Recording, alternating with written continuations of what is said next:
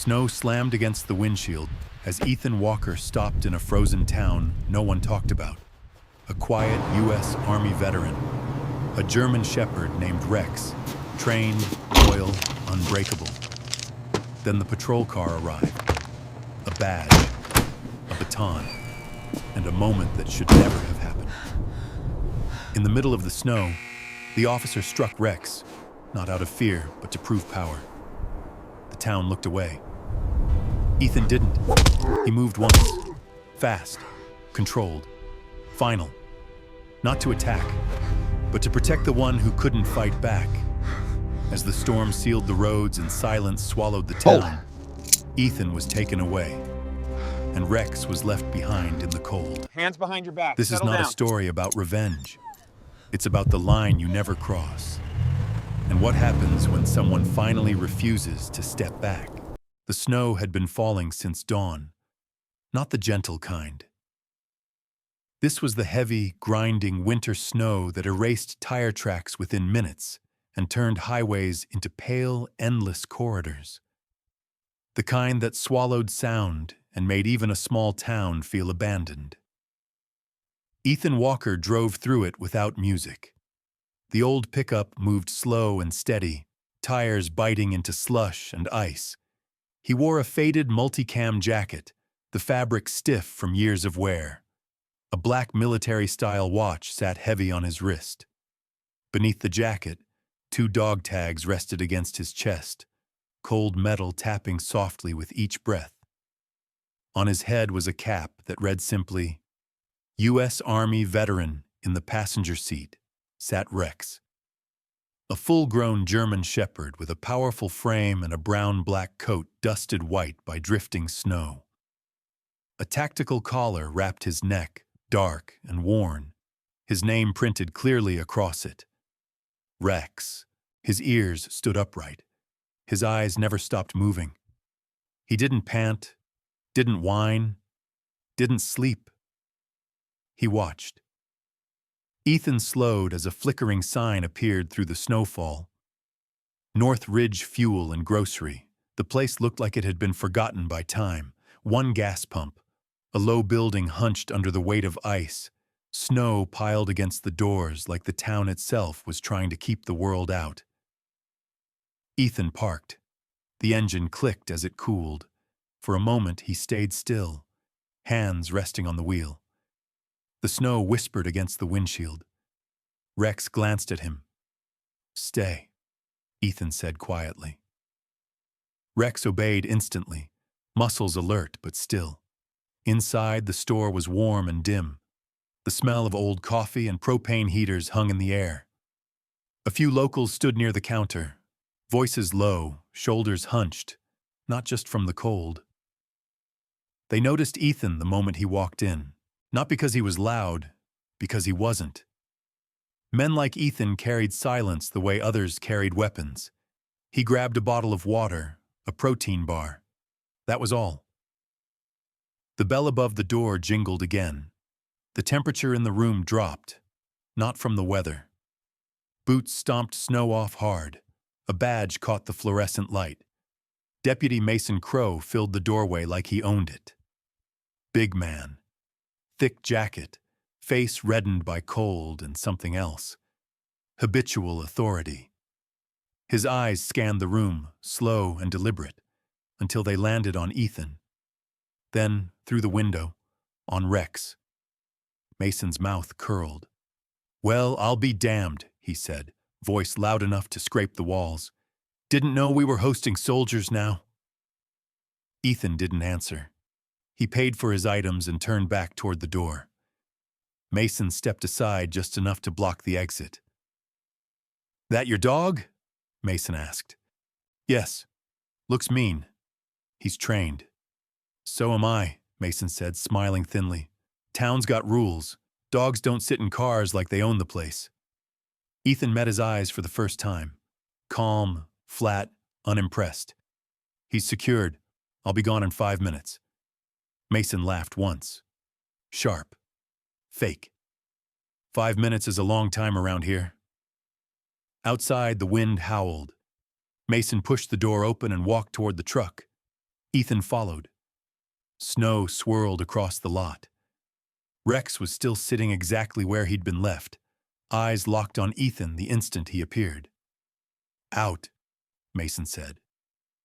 Rex didn't move.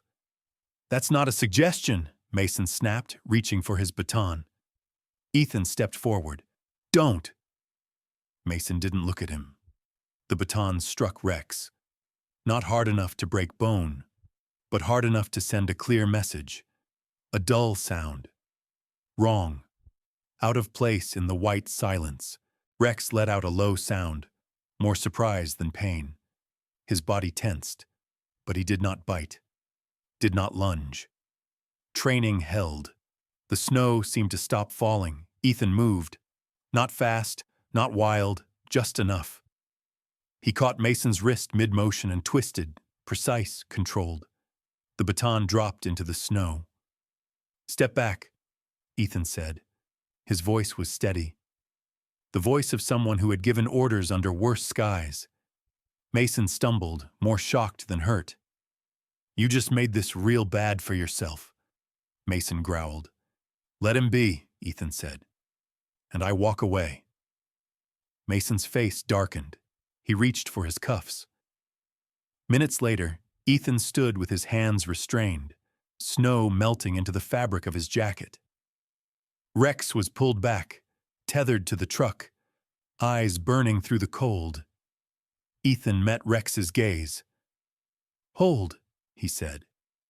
Rex did.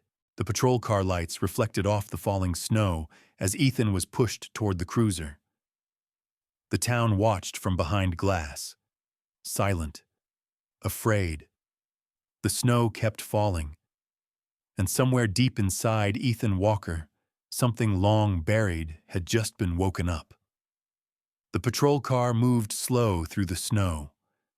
Red and blue lights bled into the white night, flashing against empty storefronts and shuttered homes.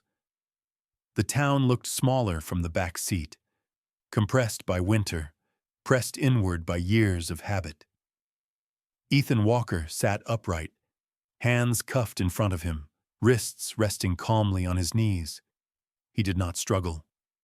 Men who had survived war learned early, resistance meant nothing without timing.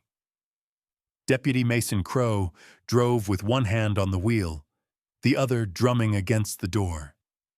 His jaw worked as if chewing on something bitter. Every few seconds, his eyes flicked to the rearview mirror. Ethan met them without blinking. That seemed to irritate Mason more than shouting ever could. "You army guys," Mason muttered. "Always think you're better." Ethan said nothing. The heater in the cruiser rattled, blowing lukewarm air that never quite reached the back seat. Outside, snow piled higher along the curbs. Streetlights glowed dull and yellow, struggling against the storm. They passed people, or rather, houses with lights on behind drawn curtains. Ethan noticed how none of them opened, how no one stepped onto a porch, even when the cruiser slowed at intersections. The town didn't sleep. It hid. The police station squatted at the edge of town like a concrete afterthought. 1 story tall, windows narrow, a flag out front stiff with ice, barely moving. Mason parked crooked, close to the door. Inside, the air smelled of old coffee and damp wool. Fluorescent lights hummed overhead. A radio crackled somewhere deeper in the building, low and indifferent. Mason guided Ethan down a short hallway and into a small room barely large enough for 2 chairs and a metal table bolted to the floor. He removed the cuffs and reattached them to a ring on the table. Metal clicked. Final. "You got real quiet back there," Mason said, circling. "That usually means one of 2 things. You're scared or you're thinking." Ethan lifted his eyes slowly. "I'm listening." Mason smiled. Smart. He leaned against the wall. "You don't belong here, Walker. Town like this? We keep order. People like it that way." Ethan glanced toward the one-way mirror. They didn't look like it. Mason's smile thinned. You come rolling in with your war stories and your attack dog, acting like you can tell me how things work. He's not an attack dog. Mason's face hardened. He is what I say he is. Silence filled the room again. Mason pushed off the wall. Sit tight. The door slammed. Outside, the storm deepened.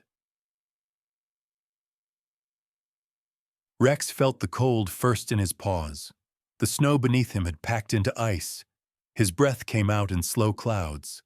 The tactical collar around his neck was stiff with frost. He stood exactly where Ethan had told him to. Hold. Training was not obedience born from fear. It was trust carved over time. A man passed by on the sidewalk across the street. He looked at Rex, slowed, then kept walking. A woman in a heavy coat paused near the gas pump, phone in hand. Her eyes met Rex's for half a second. She turned away. Rex shifted his weight, careful not to pull against the tether.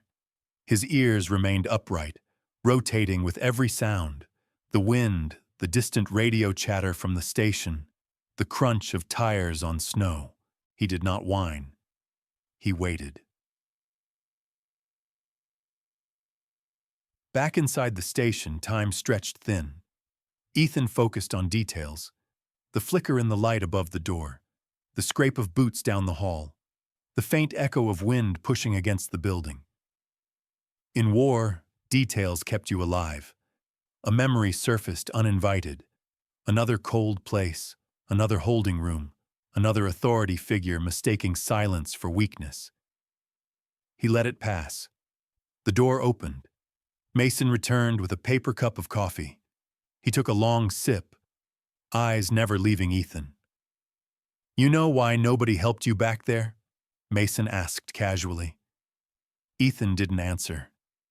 Because they know better. He leaned forward, resting his hands on the table. This town's small. Roads get blocked in winter. Phones lose signal. Things happen slow, or not at all. The implication hung heavy. Ethan's jaw tightened once. Barely. So you done? Mason straightened. For now. He paused at the door. Your dog's gonna learn the same lesson. The door closed again. Across town, the storm pressed harder.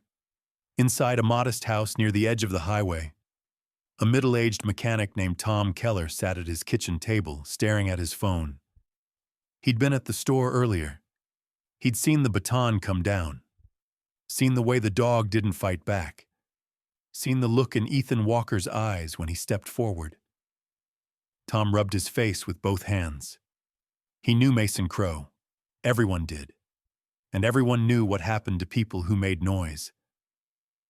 The phone buzzed. A weather alert. Severe snowfall. Travel discouraged. Tom exhaled. He opened his messages. Scrolled. Hesitated.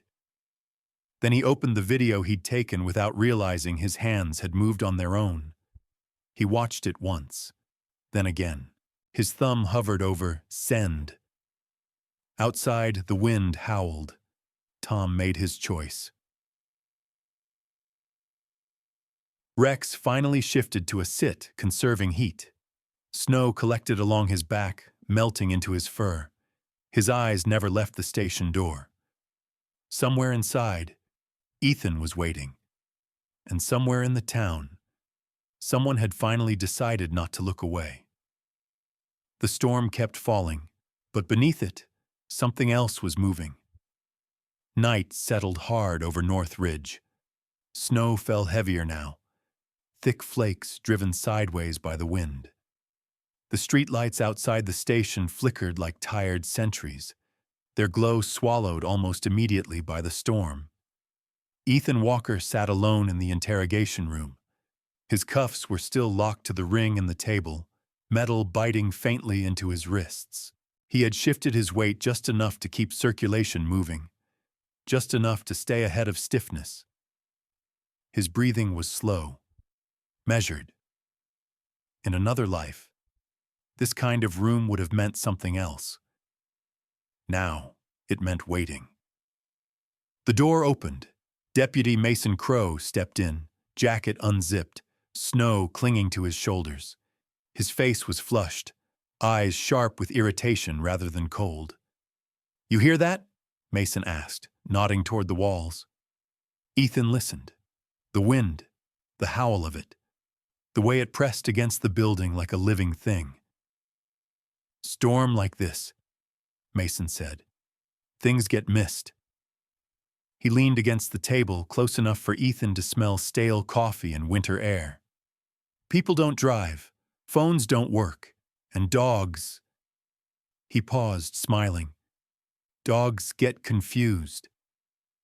Ethan lifted his eyes. "Where is he?" Mason's smile widened. "Holding." The door closed again. Outside, Rex stood alone behind the station. Not in a kennel. Just a fenced patch of concrete meant for short stays, its edges packed with snow. A single light above buzzed weakly, casting a pale circle that barely reached his paws. The wind cut through his fur. His body ached where the baton had struck earlier. Not broken, just sore. The kind of pain that demanded movement. He stayed still. Training held him there, stronger than discomfort, stronger than fear. A figure approached through the snow. Mason. He stopped just outside the fence, boots crunching. He didn't rush, didn't shout.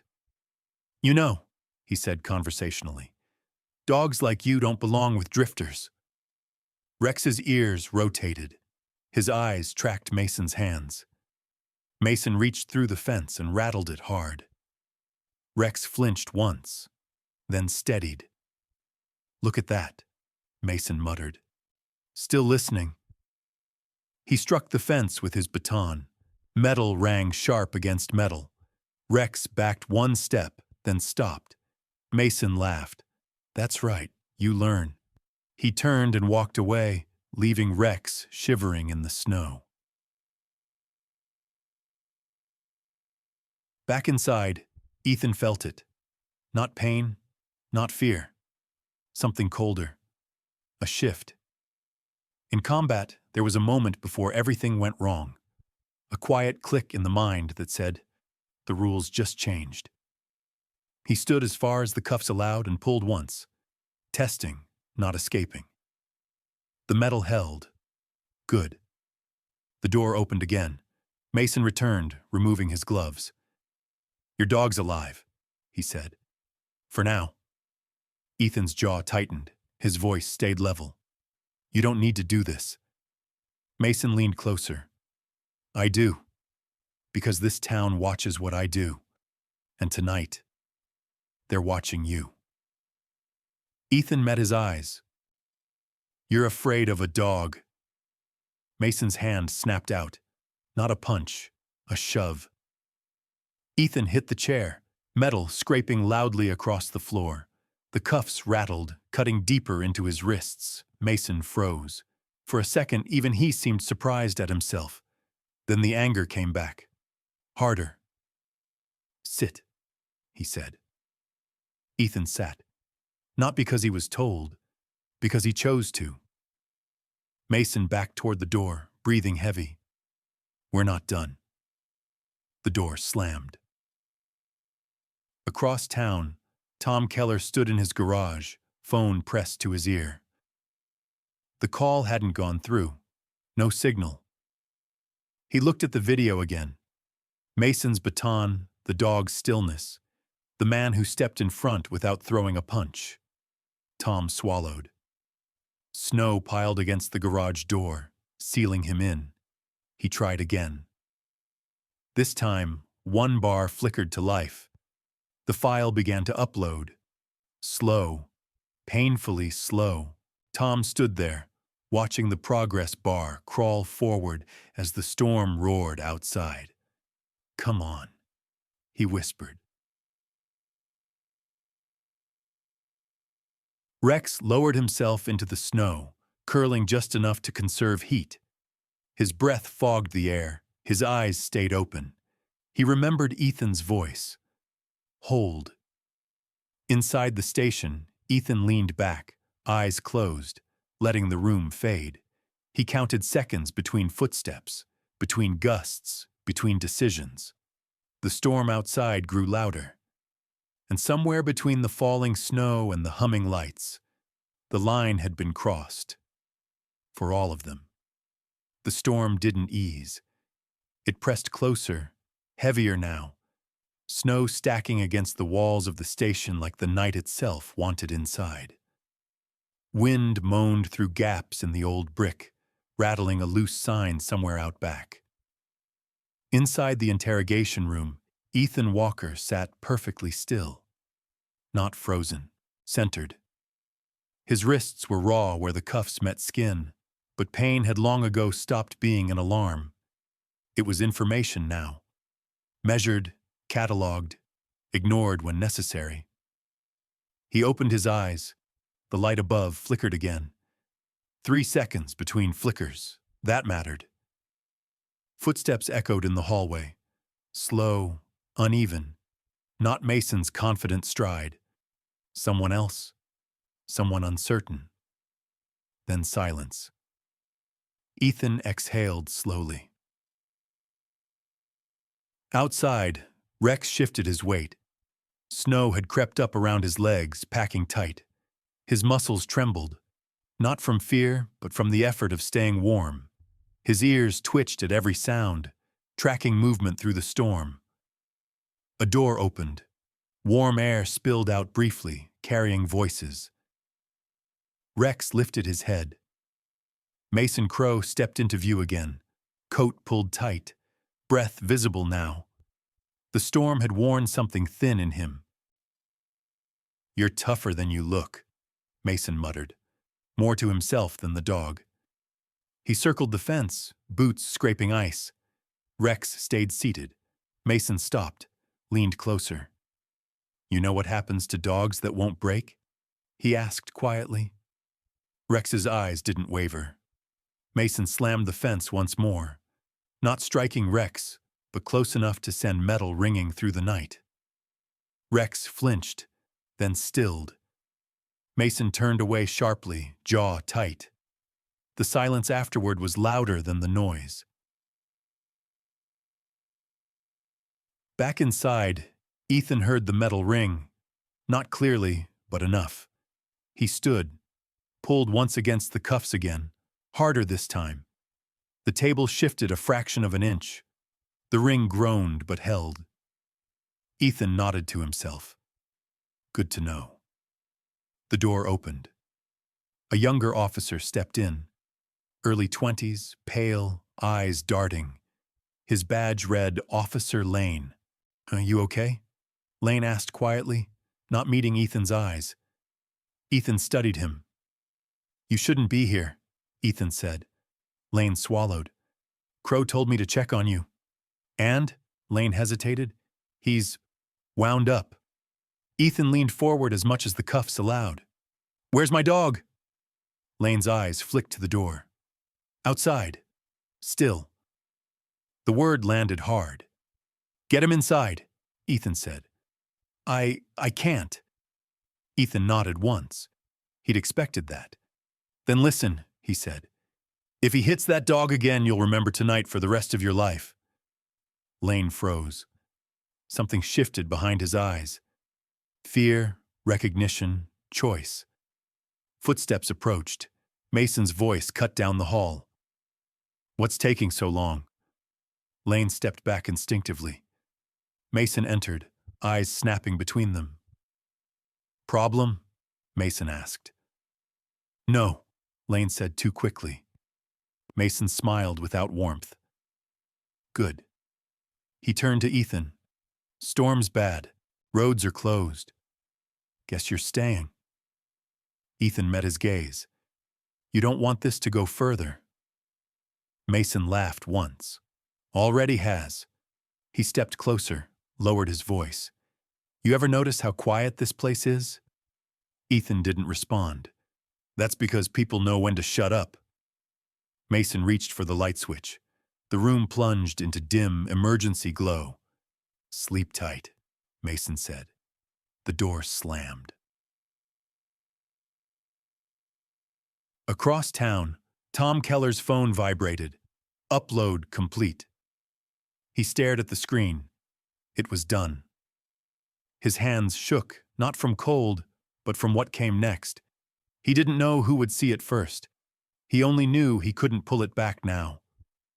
Outside his garage, snow continued to fall. Unaware. Uninterested. Rex finally lowered his body fully to the ground, curling his tail tight. His breathing was slow, deliberate. He conserved heat the way he'd been trained to conserve energy. His eyes stayed open. He listened. Inside the station, Ethan sat in the dark. The cuffs were still there, the walls still close, but the calm inside him was different now. Not waiting, ready. Because storms didn't last forever, and when they broke, they revealed what had been buried. The storm didn't stop at North Ridge.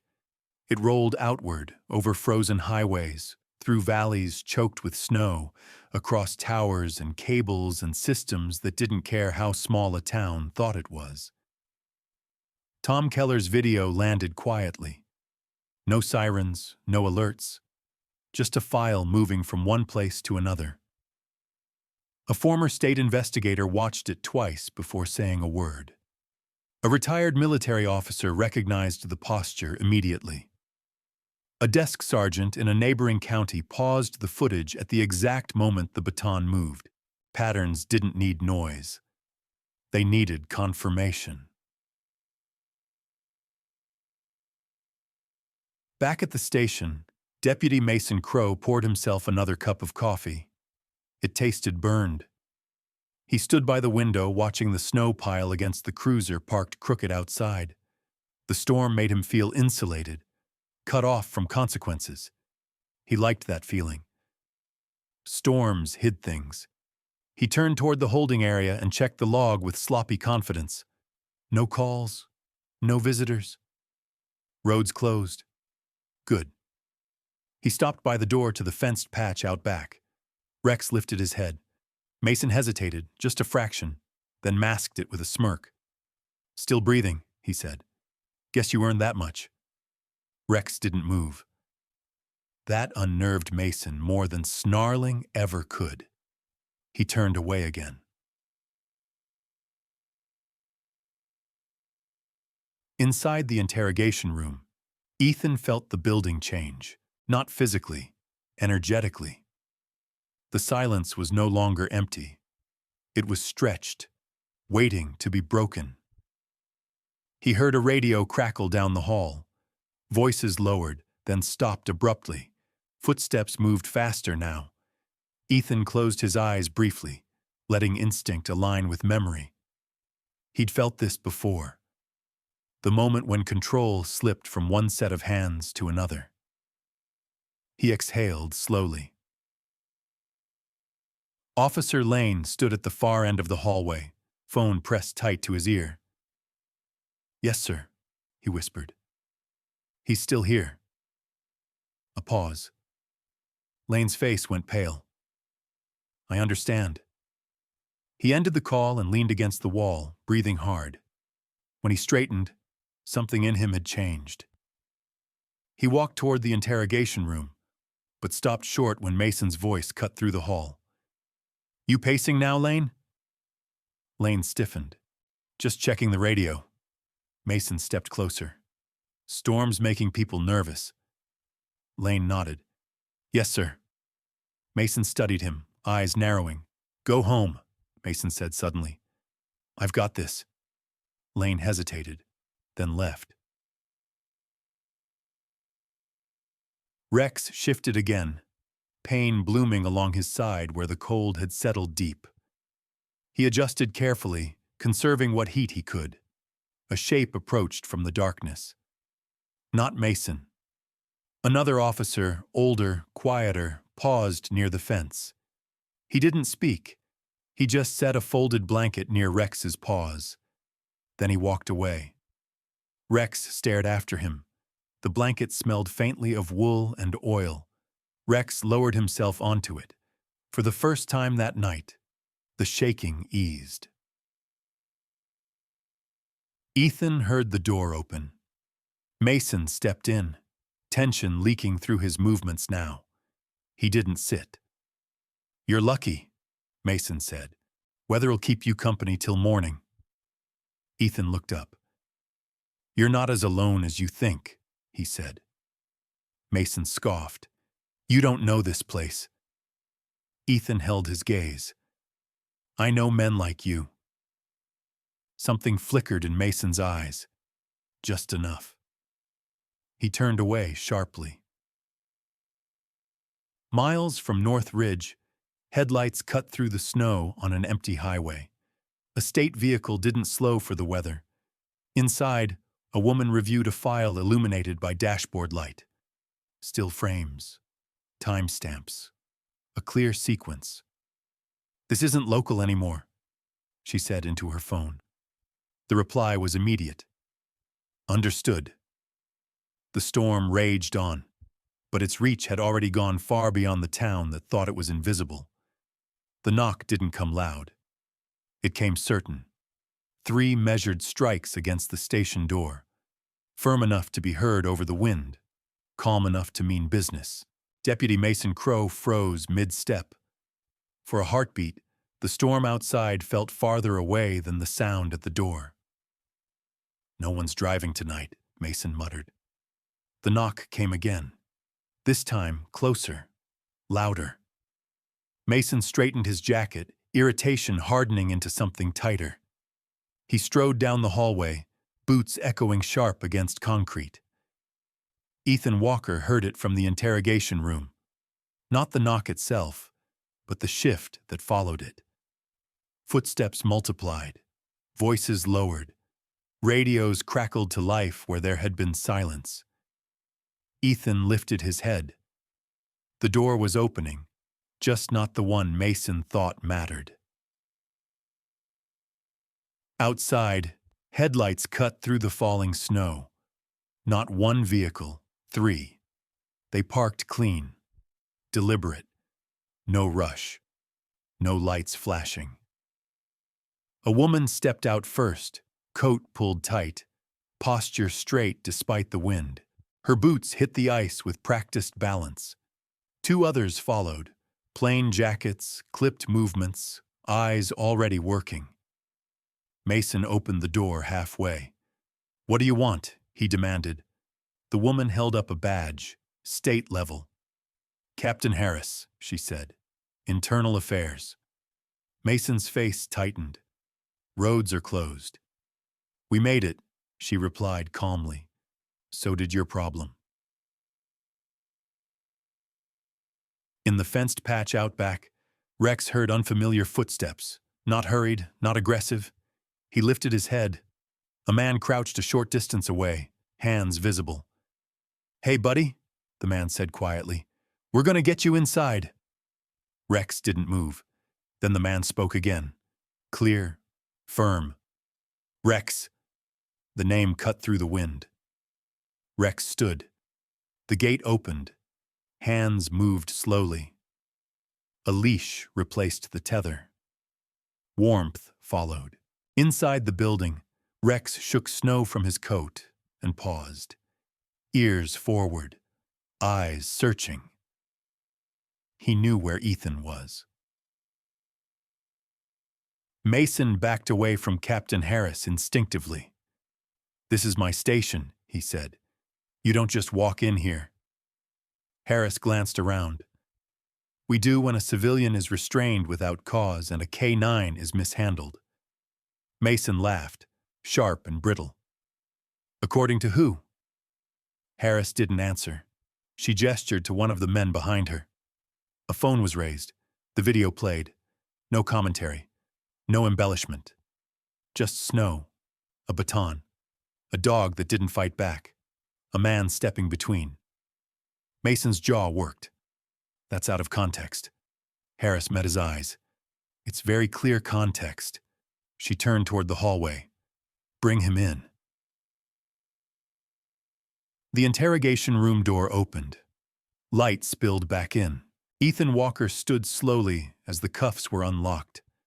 Metal falling away with a sound that echoed louder than it should have. He rolled his wrists once. Calm, controlled. Rex entered the room. For a second, neither moved. Then Ethan knelt.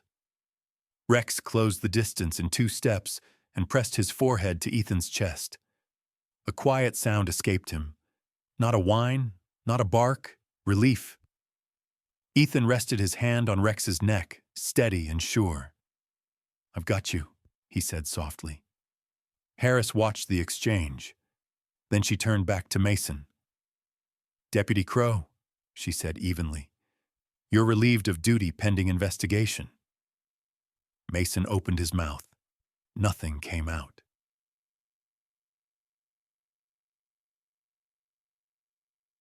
The storm outside began to soften.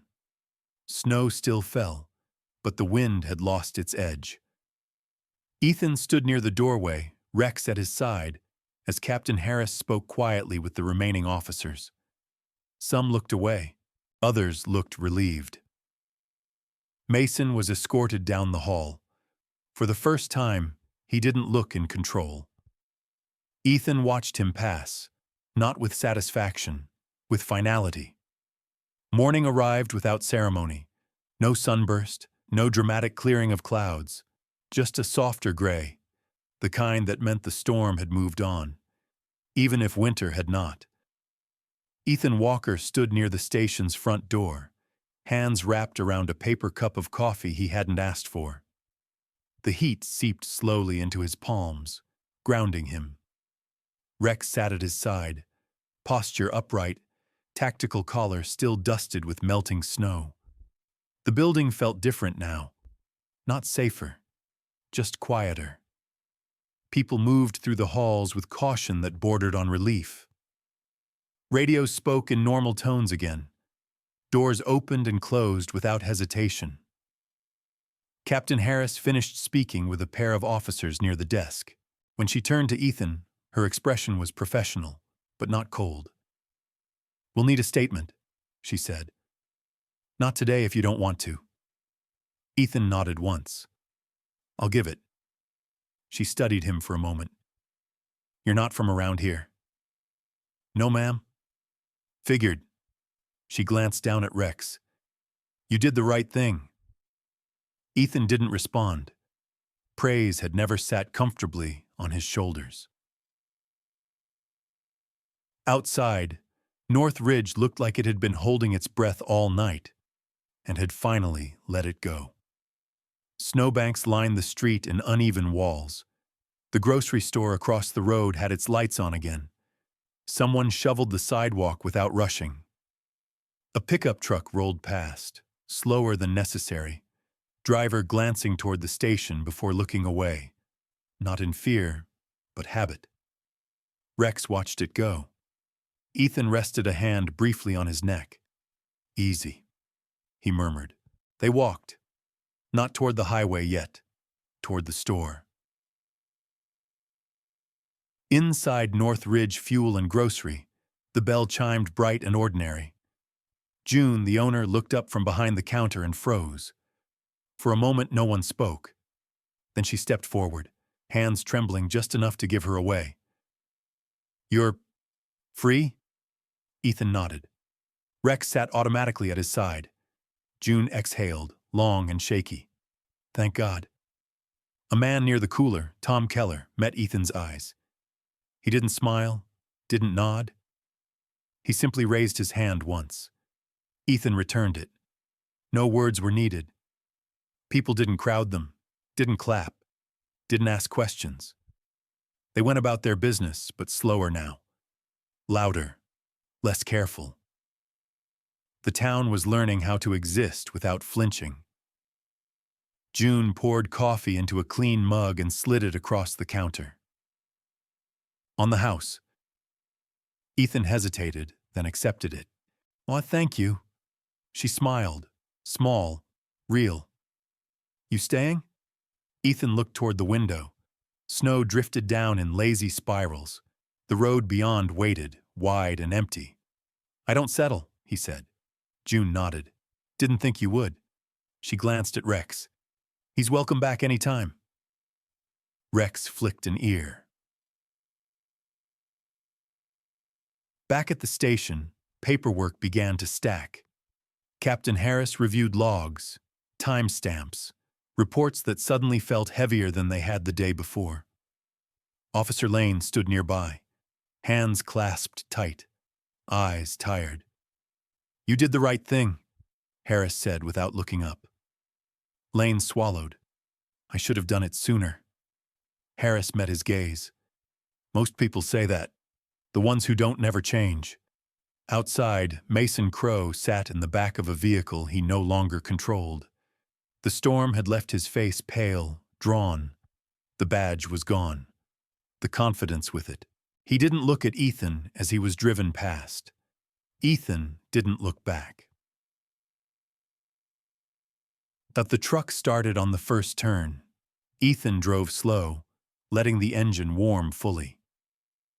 Rex watched the town recede through the side window, head high, posture steady. At the edge of town, Ethan stopped, just once. He stepped out into the snow and breathed deep. Cold air burned his lungs, clean, sharp. Rex joined him, standing shoulder to leg. Ethan scanned the horizon. War memories still lived there. So did other things, quieter things. He turned back to the truck. "Let's go." They pulled onto the highway, tires crunching through slush. North Ridge grew smaller in the mirror, not healed, but awake. The highway opened wide. Snow still lined the shoulders, but the road itself was clear. Dark asphalt cutting through white fields like a quiet promise. The storm had moved on. Winter remained, but gentler now. Honest. Ethan Walker drove with both hands on the wheel. The cab was silent except for the low hum of the engine and the steady rhythm of tires on pavement. His multicam jacket lay folded on the seat beside him, dusted with melted snow. The black military watch caught the light as his wrist shifted. Rex sat in the passenger seat, not curled, not sleeping, watching. His brown-black coat had been brushed clean by someone who hadn't said a word while doing it. The tactical collar still sat firm around his neck, name clear, unhidden. Rex. They passed mile markers without counting them. That was how Ethan preferred it. He had spent years measuring distance, by days, by losses, by the weight of what didn't come home. Now, he let the road decide the pace. Rex turned his head slightly, ears adjusting to a sound only he could hear. Ethan glanced at him. "We're clear," he said softly. Rex relaxed. Just enough. They stopped once more before the next town, a rest area half buried in snow, empty, quiet. Ethan stepped out and stretched, breath fogging the air. The cold bit, sharp and clean. He welcomed it. Cold reminded him he was still here. Rex jumped down beside him, landing solid, confident. Ethan knelt and checked his side where the baton had struck earlier. No flinch, no pain that mattered. "Good," Ethan murmured. Rex's tail moved once, slow. They stood there together, facing the trees beyond the lot. Snow clung to branches like memory, heavy at first, then falling away with time. Ethan thought of North Ridge. Not the fear, the moment it broke. The look in a shop owner's eyes when she realized she didn't have to whisper anymore. The raised hand of a man who had chosen, finally, not to look away. Ethan didn't mistake it for change that lasted forever. But it was enough. Sometimes, enough was all you were responsible for. Back in the truck, the road welcomed them again. The radio crackled once, then settled into a low station playing something old and steady. Ethan didn't change it. Rex watched the horizon, head high, posture calm. War had taken things from Ethan.